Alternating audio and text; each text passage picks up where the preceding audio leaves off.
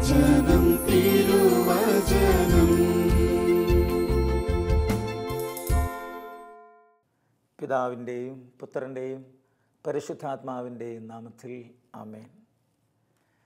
Shalom ടെലിവിഷനിലൂടെ തിരുവചനം ശ്രവിക്കുന്ന പ്രിയപ്പെട്ട ദൈവമക്കളെ, ദൈവം നിങ്ങളെ എല്ലാവരെയും സമൃദ്ധമായി അനുഗ്രഹിക്കട്ടെ എന്ന് ഒരു സുവിശേഷകൻ എന്ന നിലയിൽ ഞാൻ നിങ്ങൾക്ക് വേണ്ടി പ്രാർത്ഥിക്കുകയാണ്. യേശുക്രിസ്തുവിൻ്റെ ജനന മരണ ഉത്ഥാന രഹസ്യങ്ങളിലൂടെ നാം കടന്നു പോകുന്ന ഒരു കാലഘട്ടമാണ് ഇത്.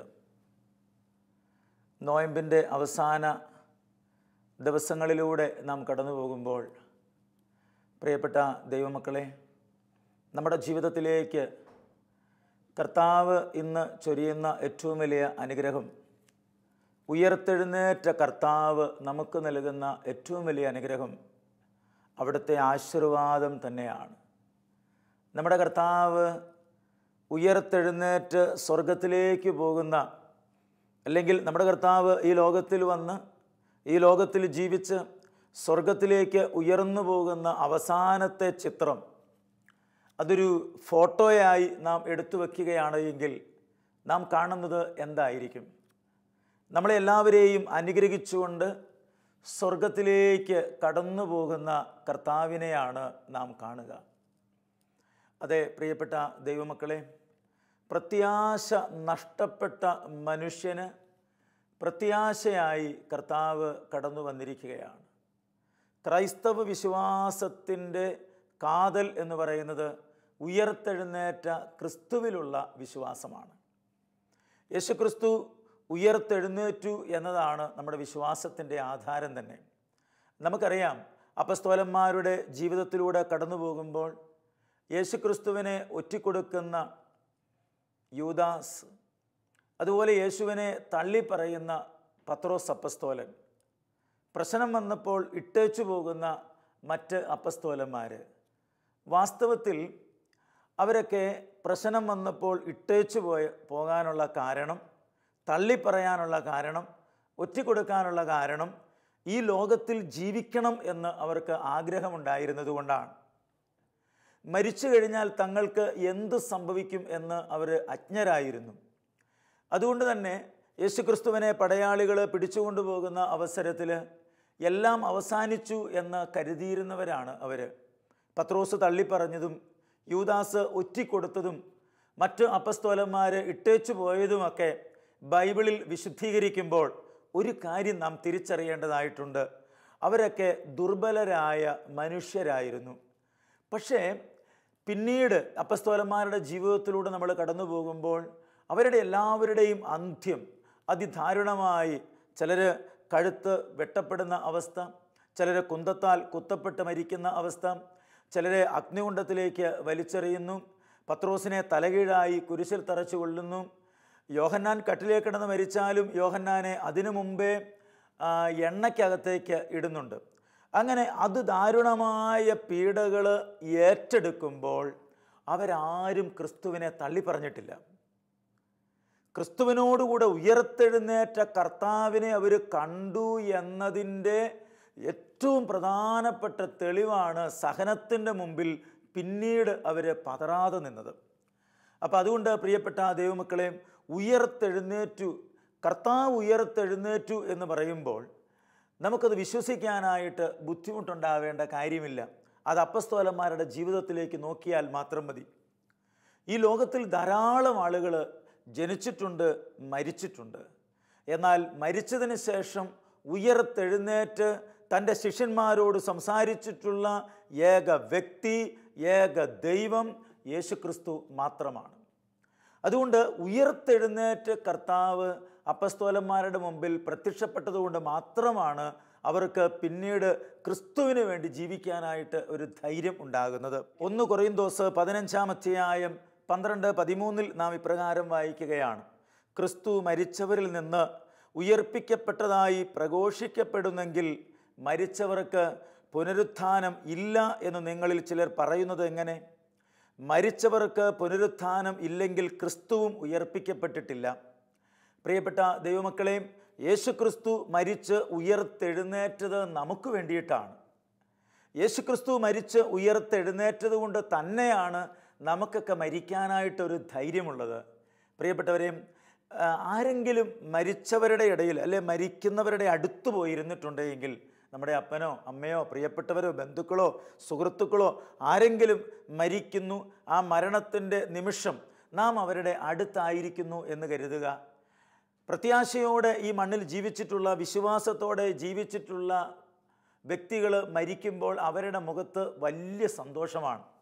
ഈശോ വന്ന് നിൽക്കുന്നു, യോസേപ്പ് പിതാവ് നിൽക്കുന്നു, പേരിന് കാരണഭൂതരായ വിശുദ്ധർ അടുത്തു വന്ന് നിൽക്കുന്നു, തങ്ങളുടെ കുടുംബത്തിൽ നിന്ന് മരിച്ചുപോയവർ അടുത്തു വന്ന് നിൽക്കുന്നു എന്നൊക്കെ മരണസമയത്ത് അവർ പറയുകയാണ്.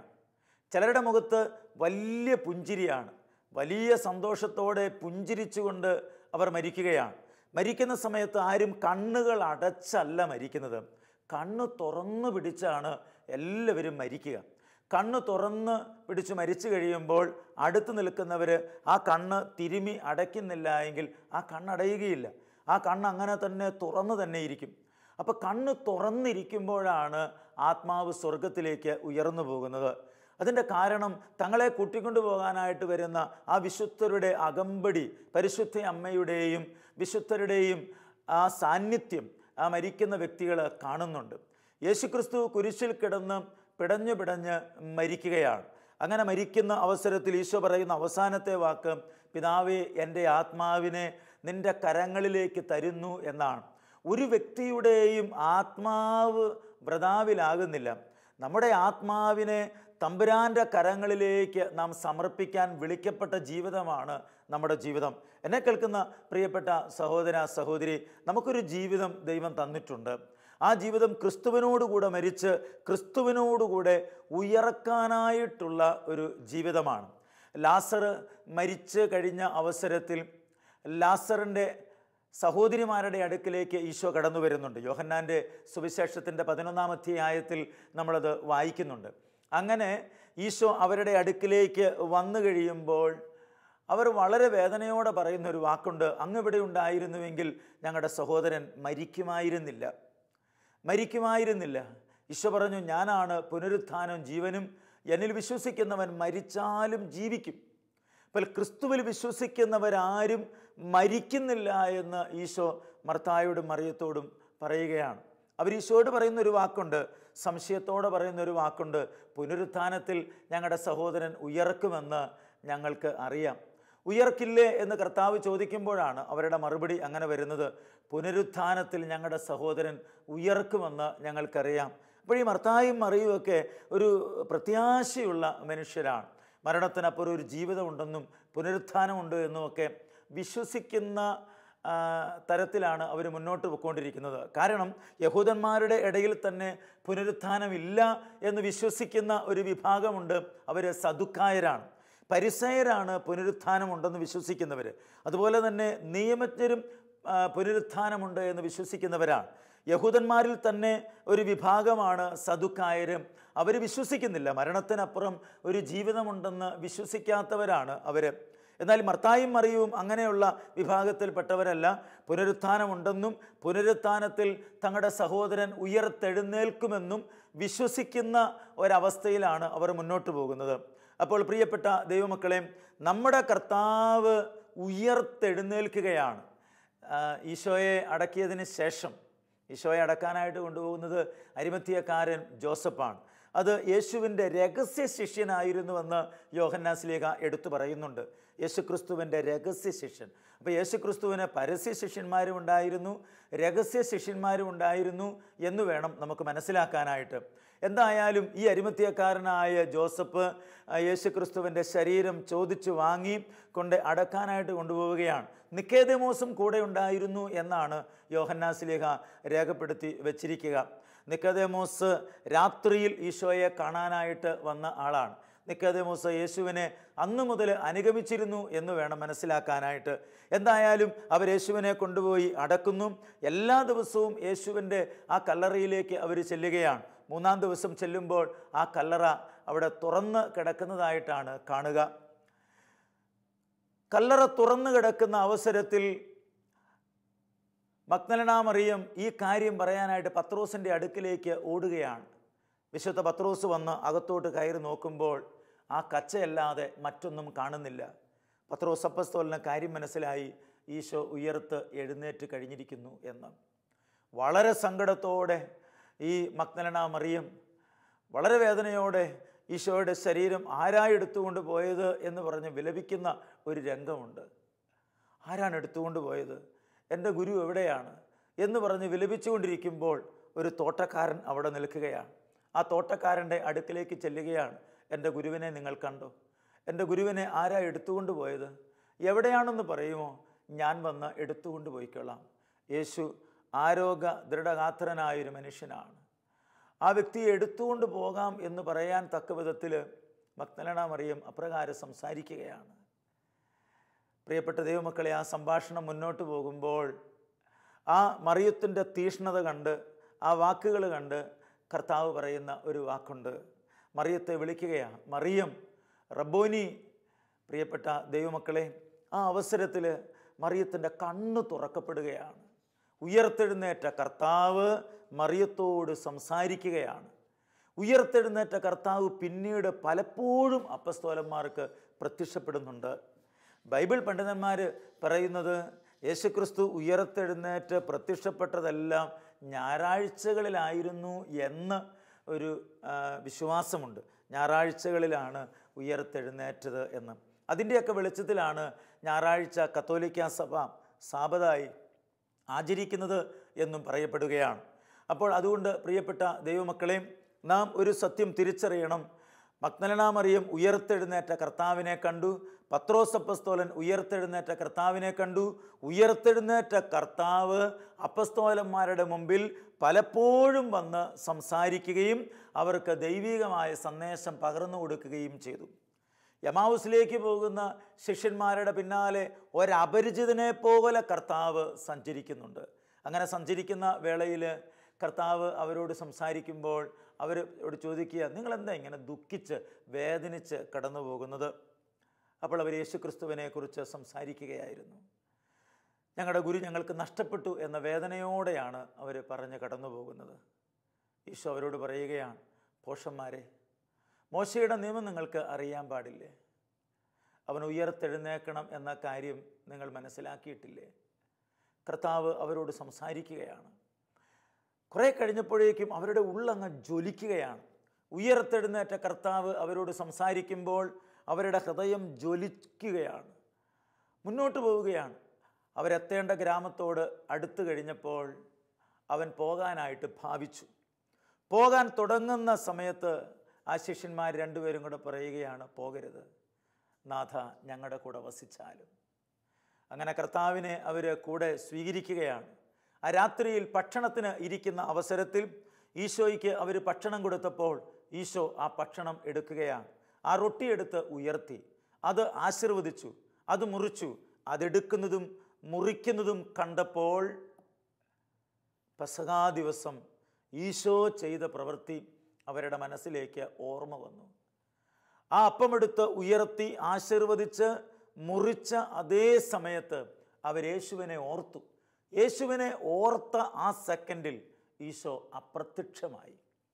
പ്രിയപ്പെട്ട ദൈവമക്കളെ, അങ്ങനെ ഉയർത്തെഴുന്നേറ്റ കർത്താവ് പല സന്ദർഭങ്ങളിലും അപ്പസ്തോലന്മാരുടെ മുമ്പിൽ പ്രത്യക്ഷപ്പെടുന്നുണ്ട്. ഉയർത്തെഴുന്നേറ്റ കർത്താവാണ് സാവൂളിനെ പൗലോസാക്കി മാറ്റിയത്. ആ ഉയർത്തെഴുന്നേറ്റ കർത്താവ്, ആ കർത്താവിന് ഇന്ന് മാനുഷികമായ മനുഷ്യൻ്റേതായ പോലുള്ളൊരു ശരീരമല്ല ഉള്ളത്. അതുകൊണ്ട് കർത്താവിന് എല്ലാ സ്ഥലത്തേക്കും എത്താനായിട്ട് പറ്റുകയാണ്. നമ്മളും ഉയർത്തെഴുന്നേറ്റ് കഴിയുമ്പോൾ നമ്മുടെ ശരീരവും അതുപോലെ ആയിത്തീരുകയാണ്.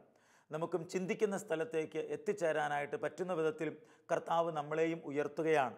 പ്രിയപ്പെട്ട ദൈവമക്കളെ, ഇന്നും യേശുവിൻ്റെ നാമത്തിൽ ആര് പ്രാർത്ഥിക്കുമ്പോഴും അത്ഭുതങ്ങൾ സംഭവിക്കുകയാണ്.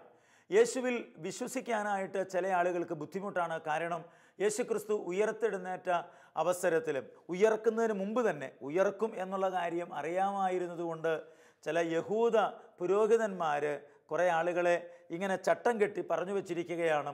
കുറച്ചുപേരെ കാവലാക്കി നിർത്തിയിരിക്കുകയാണ്. അവൻ ഉയർത്തെഴുന്നേൽക്കാനായിട്ട് സാധ്യതയുണ്ട്, അതുകൊണ്ട് ഉയർത്തെഴുന്നേൽക്കാൻ പാടില്ല എന്ന് പറഞ്ഞ് കാവൽ നിർത്തുകയാണ്. ആ കാവൽക്കാരെ എല്ലാം തെറിപ്പിച്ചുകൊണ്ടാണ് നമ്മുടെ കർത്താവ് ഉയർത്തെഴുന്നേൽക്കുന്നത്. പ്രിയപ്പെട്ട ദൈവമക്കളെ, അങ്ങനെ നാട്ടിൽ ഒരു വാക്ക് ഇങ്ങനെ പടരാനിടയായി തീർന്നു. യേശുക്രിസ്തുവിൻ്റെ ശരീരം ശിഷ്യന്മാർ എടുത്തുകൊണ്ടുപോയി എവിടെയോ കൊണ്ടുപോയി മറവിൽ വെച്ചു വന്നു. പ്രിയപ്പെട്ട ദൈവമക്കളെ, ഉയർത്തെഴുന്നേറ്റ കർത്താവ് ഓരോ വ്യക്തിയുടെ മുമ്പിലും ഇന്നും പ്രത്യക്ഷപ്പെട്ടുകൊണ്ടിരിക്കുകയാണ്. അനേക സ്ഥലങ്ങളിൽ ഇന്ന് കൺവെൻഷൻ നടക്കുമ്പോൾ, ധ്യാനം നടക്കുമ്പോൾ, പ്രാർത്ഥനാ കൂട്ടായ്മകൾ നടക്കുമ്പോൾ, എന്തിന് ഒരാൾ ഒറ്റയ്ക്കിരുന്ന് മുറിയിലിരുന്ന് ഈശോയെ അവിടുന്ന് എൻ്റെ ഹൃദയത്തിലേക്ക് വരണമേ, എൻ്റെ ജീവിതത്തിലേക്ക് വരണമേ എന്ന് പറഞ്ഞ് പ്രാർത്ഥിച്ചാൽ കർത്താവിന് നമ്മുടെ അരികിലേക്ക് കടന്നു വരാനായിട്ട് പറ്റും. ഈശോ നമ്മുടെ അരികിലേക്ക് കടന്നു വരികയും നമ്മളെ വഴി നടത്തുകയും ചെയ്യുന്നു. വിശുദ്ധന്മാരുടെ എല്ലാം ജീവിതത്തിൽ ഈശോ നേരിട്ട് പ്രത്യക്ഷപ്പെടുന്ന അനുഭവങ്ങളുണ്ട്. ഈശോ നേരിട്ട് പ്രത്യക്ഷപ്പെടുകയാണ്. ആര് പ്രാർത്ഥിച്ചാലും, ആര് തമ്പുരാൻ്റെ സന്നിധിയിൽ കാത്തിരുന്നാലും ഉയർത്തെഴുന്നേറ്റ കർത്താവിനെ തിരിച്ചറിയാനായിട്ട് പറ്റും. പത്രോസ് അപ്പസ്തോലൻ്റെ ഉള്ളിൽ യേശുക്രിസ്തു ഉയർത്തെഴുന്നേക്കും എന്ന ചിന്തയുണ്ടായിരുന്നത് കൊണ്ടാണ് പത്രോസ് കരഞ്ഞ് കരഞ്ഞ് പ്രാർത്ഥിച്ചുകൊണ്ടിരുന്നത്. ഉയർത്തെഴുന്നേറ്റ കർത്താവ് നേരെ പത്രോസിൻ്റെ അടുക്കിലേക്കാണ് വരുന്നത്.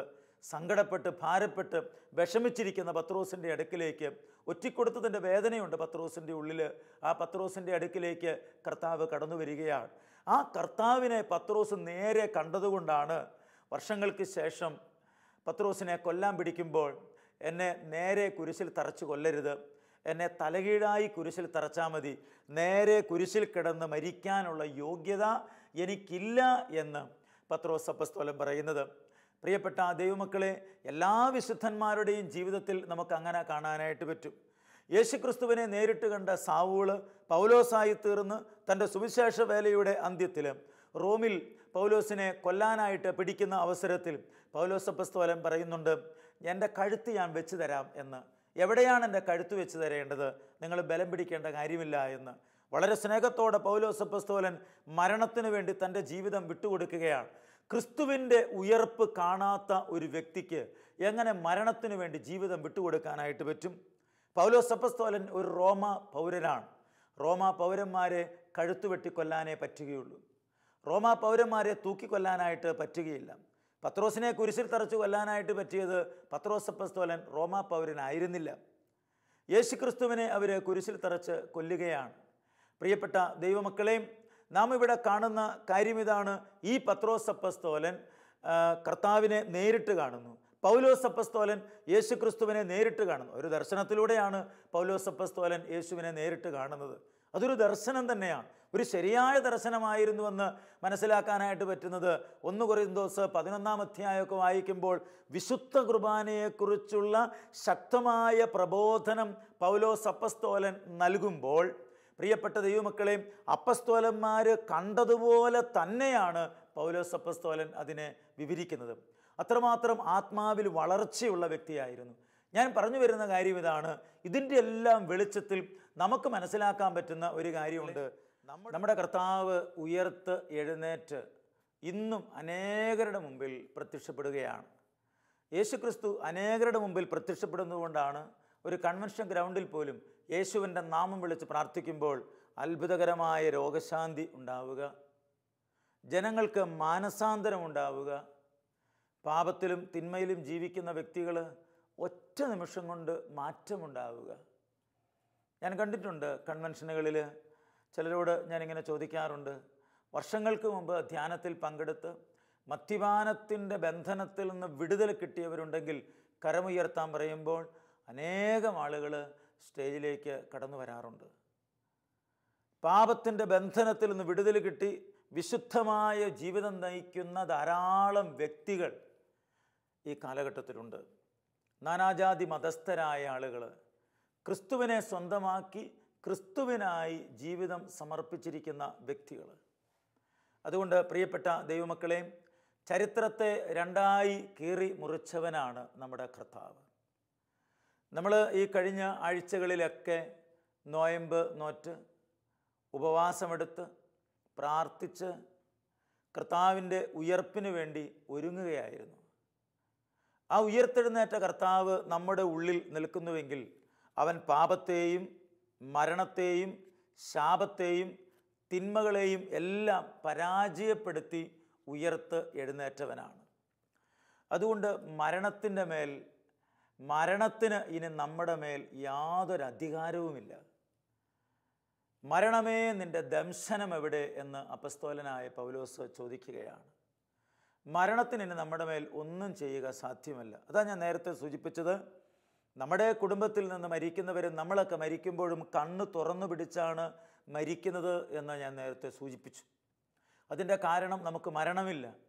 നമ്മളെ വന്ന് വിശുദ്ധന്മാരുടെ അകമ്പടിയോടെ കർത്താവ് കൂട്ടിക്കൊണ്ടു പോവുകയാണ്. അതുകൊണ്ട് അങ്ങനെ ഒരു വരവാണ് നമ്മൾ പ്രതീക്ഷിച്ചിരിക്കുന്നത്. ചില ആളുകൾക്ക് മരണസമയം വല്ലാത്ത പേടിയാണ്. കാരണം ലോകത്തിൽ ജീവിച്ചിരുന്നപ്പോൾ പാപത്തിൽ ജീവിച്ചു, തിന്മയിൽ ജീവിച്ചു, വിശുദ്ധിയില്ലാതെ ജീവിച്ചു. ഇനി വന്നുപോയ തെറ്റുകൾക്ക് മാപ്പ് ചോദിച്ചിട്ടില്ല ദൈവസന്നിധിയിൽ. നമ്മൾ ഈ ഭൂമിയിൽ ജീവിക്കുമ്പോൾ നമുക്ക് ശരീരമുള്ളിടത്തോളം കാലം പാപത്തോട് ഒരു ചായ്വ് നമ്മുടെ ഉള്ളിൽ കിടപ്പുണ്ട്. പാപത്തിലേക്ക് നമ്മുടെ മനസ്സ് ചാഞ്ഞിരിക്കുകയാണ്. അത് ഗലാത്യർക്ക് എഴുതിയ ലേഖനത്തിൻ്റെ 5:16 പറയുന്നുണ്ട്, നിങ്ങളോട് ഞാൻ പറയുന്നു, ആത്മാവിൻ്റെ പ്രേരണയനുസരിച്ച് വ്യാപരിക്കുവിൻ, ജഡമോഹങ്ങളെ ഒരിക്കലും തൃപ്തിപ്പെടുത്തരുത്. എന്ന് പറഞ്ഞാൽ ജഡത്തിന് ജഡത്തിൻ്റെതായ ആഗ്രഹവും താല്പര്യവും എല്ലാ കാലയളവിലും ഉണ്ട്. ഈ ആഗ്രഹങ്ങളെ തൃപ്തിപ്പെടുത്തരുത്. ഇനി ആരേലും പാപത്തിൽ വീണു പോയിട്ടുണ്ടെങ്കിൽ അവിടുന്ന് പിന്തിരിയണം. 1 യോഹന്നാൻ 1-ാം അധ്യായം 2 മുതലുള്ള വാക്യങ്ങളിൽ നാം ഇപ്രകാരം വായിക്കുകയാണ്, കുഞ്ഞുമക്കളെ, നിങ്ങൾ പാപം ചെയ്യാതിരിക്കേണ്ടതിനാണ് ഇവ ഞാൻ നിങ്ങൾക്ക് എഴുതുന്നത്. അഥവാ പാപം ചെയ്താൽ തന്നെ പിതാവിൻ്റെ സന്നിധിയിൽ നമുക്കൊരു മധ്യസ്ഥനുണ്ട്, നീതിമാനായ യേശുക്രിസ്തു. അവൻ നമ്മുടെ മാത്രമല്ല, ലോകം മുഴുവൻ്റെയും പാപത്തിന് പരിഹാര ബലിയാണ്. അപ്പം യേശുക്രിസ്തു നമ്മുടെ മുഴുവൻ്റെയും പാപത്തിന് പരിഹാര ബലിയായി തീർന്നു.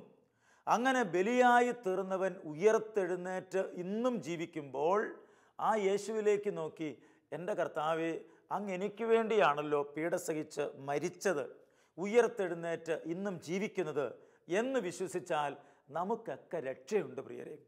അത് ഏതു വ്യക്തിക്കും, ഈ ടി വിയിലൂടെ തിരുവചനം കേൾക്കുന്ന പ്രിയപ്പെട്ട സഹോദര സഹോദരി, നാം ഏത് മതത്തിൽപ്പെട്ട വ്യക്തിയാണ് എങ്കിലും ക്രിസ്തുവിനെ വിളിച്ച് പ്രാർത്ഥിക്കുന്നതിന് യാതൊരു തടസ്സവുമില്ല. ആർക്കും പ്രാർത്ഥിക്കാം, ഏത് വ്യക്തിക്കും യേശുവിനെ വിളിച്ച് പ്രാർത്ഥിക്കാം. ഈശോയെ, അവിടുന്ന് എൻ്റെ അരികിലേക്ക് വരണമേ എന്ന് പറഞ്ഞാൽ ഈശോ വരും. അതിന് മതം മാറേണ്ട കാര്യമില്ല, അതിന് മാമോദീസ മുങ്ങി ക്രിസ്ത്യാനിയാകേണ്ട കാര്യമില്ല. യേശുവേ എന്ന് വിളിക്കുമ്പോൾ തന്നെ ഈശോ ആ വ്യക്തിയുടെ അരികിലേക്ക് കടന്നു വരിക തന്നെ ചെയ്യും. അതിനാൽ ഉയർത്തെഴുന്നേറ്റ കർത്താവ് നമ്മളെ അനുഗ്രഹിച്ചുകൊണ്ടാണ് സ്വർഗത്തിലേക്ക് ഉയർന്നു പോയത്. ഉയർത്തെഴുന്നേറ്റ കർത്താവ് ഇടയ്ക്കിടയ്ക്ക് പ്രത്യക്ഷപ്പെട്ട് നിങ്ങൾക്ക് സമാധാനം എന്ന് പറഞ്ഞ് അപ്പസ്തോലന്മാരുടെ മുമ്പിൽ പ്രത്യക്ഷപ്പെട്ടിട്ടുണ്ട്. ആ കർത്താവ് ഇന്നും അനേകരുടെ മുമ്പിൽ പ്രത്യക്ഷപ്പെടുന്നുണ്ട്. അതിനാൽ പ്രിയപ്പെട്ട ദൈവമക്കളെ, കർത്താവിൽ നമുക്ക് ആശ്രയിക്കാം, ശരണപ്പെടാം. ആ ദൈവത്തിൽ നമുക്ക് വിശ്വാസം അർപ്പിക്കാം. നമുക്ക് പ്രാർത്ഥിക്കാം. പിതാവും പുത്രനും പരിശുദ്ധാത്മാവുമായ ത്രിയേക ദൈവമേ, അങ്ങ് മരിച്ച് ഉയർത്തെഴുന്നേറ്റ് ഞങ്ങളെ അനുഗ്രഹിച്ചുകൊണ്ട് സ്വർഗത്തിലേക്ക് അവിടുന്ന് കടന്നുപോയി. അവിടുത്തെ വരവിനായി ഞങ്ങൾ കാത്തിരിക്കുകയാണ്. അവിടുത്തെ 2ാം വരവ് ഞങ്ങൾ പ്രതീക്ഷിക്കുന്നു. അങ്ങ് ഉയർത്തെഴുന്നേറ്റ് അപ്പസ്തോലന്മാരുടെ മുമ്പിൽ പ്രത്യക്ഷപ്പെട്ടതുകൊണ്ട്, അങ്ങ് അവരോട് സംസാരിച്ചതുകൊണ്ട്, അവരോടൊപ്പം ഭക്ഷിച്ചതുകൊണ്ട് ജീവിതത്തിൻ്റെ പ്രതികൂലമായ സാഹചര്യങ്ങളിലൊക്കെ അവർ അടിപതറാതെ ഉറച്ചു നിന്നു. അവരങ്ങേക്ക് വേണ്ടി ജീവിച്ചു, അങ്ങേക്ക് വേണ്ടി പ്രവർത്തിച്ചു, അങ്ങേക്കായി മരിച്ചു. അവസാന ജീവനും സ്വർഗത്തിലേക്ക് ഉയരുവോളം അങ്ങയുടെ നാമം മാത്രം അവർ ഉച്ചരിച്ചവരാണ്. കർത്താവെ, അങ്ങിൽ ആശ്രയിച്ച് വളരുവാനും ഉയർത്തെഴുന്നേറ്റ കർത്താവിൻ്റെ ശക്തി സ്വീകരിക്കുവാനും ഞങ്ങൾക്ക് ഓരോരുത്തർക്കും ശക്തി തരണമേ. തിരുവചനം ശ്രവിക്കുന്ന ഓരോരുത്തരെയും അവിടുന്ന് അനുഗ്രഹിക്കണമേ. നിത്യം പിതാവും പുത്രനും പരിശുദ്ധാത്മാവുമായ സർവേശ്വര എന്നേക്കും ആമേൻ.